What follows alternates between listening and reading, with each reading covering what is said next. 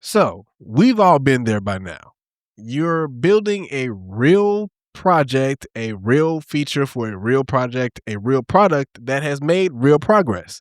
And your MVP has life, but you have a real nagging feeling that something, if something goes wrong, and you know undoubtedly that it will, there's probably no way to figure out how to fix it because you pretty much AI developed everything. And yes, that is saving you time, but it may have atrophied a lot of things as well.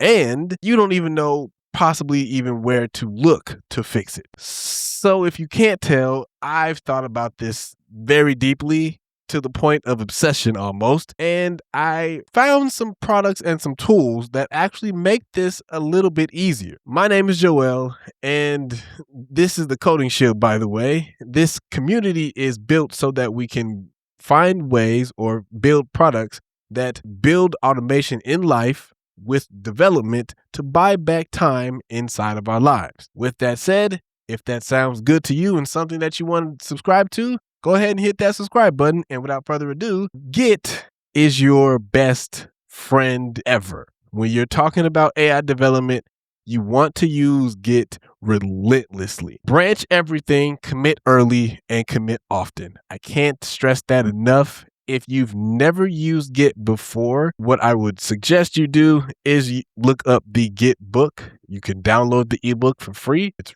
literally right there on the Git project website. But because you're using Git, you'll be able to revert back if AI decides to go off the rails and hallucinate and create code that was written or documented in 2022 or something like that.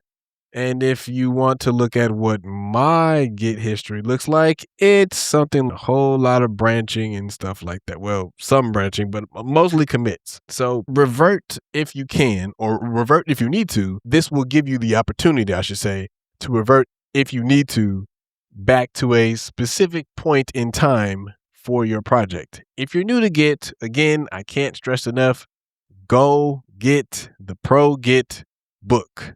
It's a lifesaver for everybody, including myself. I pick it up almost every day at work and also for this project that I'm working on. So yes, pick this up. Then what you want to do is roast your repo. This is going to be probably the most humbling thing you can probably ever do because again, you have given yourself over in some points to AI and let AI do some of the work for you. So yes, some of the things may not be exactly what you want them to be.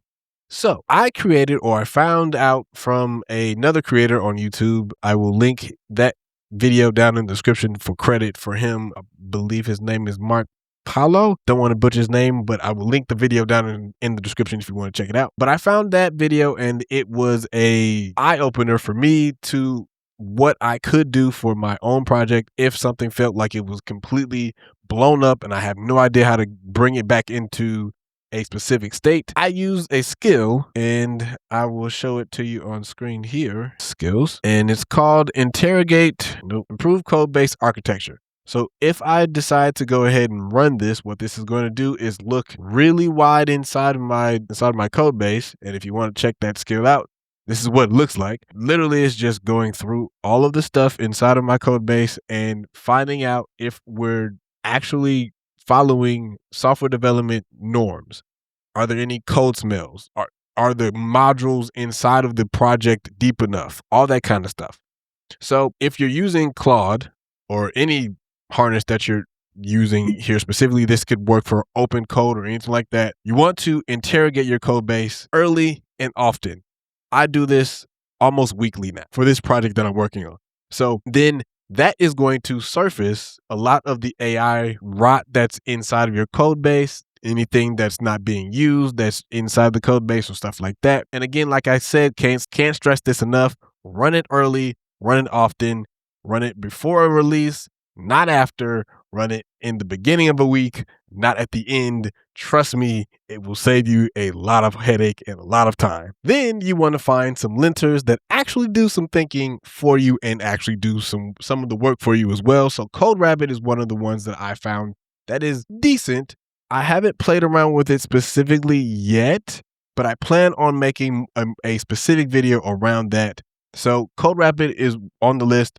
greptile is also on the list as well. It's a codebase aware reviewer that reads through your entire repo. greptile is a good one as well. And then GPT-lint, by the way, the two before, this is why I did this in the way that I did it, the two before are paid or freemium. So you have a trial and then you have to pay. GPT-lint is completely free. So if you want a completely free resource, GPT-lint is the way to go. Fallow.tools. This is a game changer, at least from what I saw. Make this a little bit bigger. And you can see I was playing around with this a little bit. That's too big. But anyway, here we go. All you have to do is npx fallow, and it will run through your entire code base and tell you what's going on, where there's dead code, where there's a whole lot of complexity inside of the code that you have, and what you need to refactor, some refactoring targets, all of like everything. This tool tells you a lot of what AI has gotten wrong and what you need to go back and refactor. Now, what you can then do is take what's inside of this and say, put this inside of a markdown file and say, hey, interrogate my code base with this knowledge in context. That then gives the AI direction on how to actually fix the code base. Now, if you are using any other type of project, so again, I'm working on a TypeScript-based type project at the moment.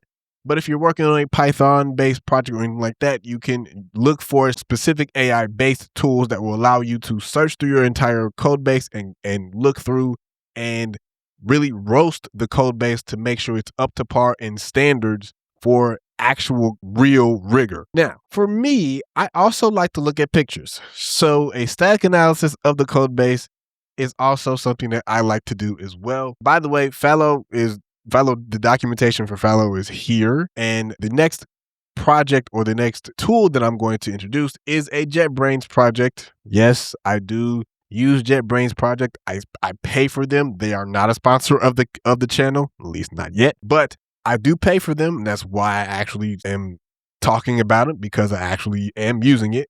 And this is telling me specifically where I can, and this is also kind of going hand in hand with Fallow, because this is telling me specifically where I need to pay attention to, or the parts of my code base that need some more love and more massaging to make them fit standards and hold up to software development standards. So there's some parts that are actually not being used, imports that are not being used that will just bog down the load time of the actual project. All that kind of stuff is here. I can drill down into, if I want to go into all the unused imports, I can look at that specifically inside of here. And this again is I'm probably going to butcher this, but Codona project on the Codona tool inside of the JetBrains family of tools. This for me, again, helps to look directly at specific places inside the code base that need to be changed or updated. And it gives me a chart that I can actually look inside of and make specific code changes and all that kind of stuff. So for me, this is something that I can zoom in, I can zoom out, like TypeScript, all that kind of stuff, and look, reference UMD, global variables, like where's that type of stuff happening.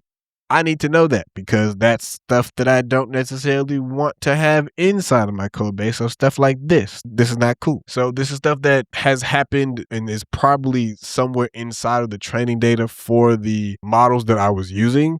And I've been using a bunch of different ones before I just decided to settle on Claude. And because of that, I introduced stuff like this. So I need to go back and say, hey, all this stuff that's inside of my code base, hey, Claude, clean this up for me because this isn't supposed to be there. And an honorable mention, because this isn't necessarily inside of my slides, but an honorable mention with that would be to add superpowers and context 7 into the mix here, because that then allows your agents to have specific documentation and up-to-date documentation so you can actually get real date code for your project. Ocado is another one that I'm going to be looking into as well. I haven't actually downloaded or signed up for that yet. That's on my list for this week. So be looking out if you haven't already. Be looking out for if you haven't already subscribed so you can see when I actually talk about that when I make the video or post about it on the channel. And Sonar Source, again, this is but I haven't actually used this either. But all that said, there's even more that you need to have in your arsenal when you're talking about developing with AI and AI engineering, all that kind of stuff. It gives you have to use that speed with great caution, as I have already as I have already said on this channel before, because I am a Marvel fan. With great power there must come great responsibility. And because of that, there's even more that we have to talk about. So in part 2, there will be logging that we're going to talk about with PostHog, so you can see what your users are actually doing, and then how to use AI in a CI/CD way using Factory.ai, using agentic pipelines, and basically having a bunch of different worker clouds or worker nodes in the cloud, and what that actually looks like, having a bunch of or having one orchestrator node and then a bunch of different worker nodes all doing different tasks inside of your project, getting the work done faster and getting a bunch of hard work done faster as well. All that said, if you haven't already, again, go ahead and subscribe to this channel for part 2, so the algorithm actually shows you part 2, because if you haven't already noticed, well, you may or may not see it. So if you aren't subscribed, you may or may not see it. You may see it, you may not. Again, but if you want to see it specifically and want to make sure that you see it, hit subscribe. I want to recap. Git is your best friend.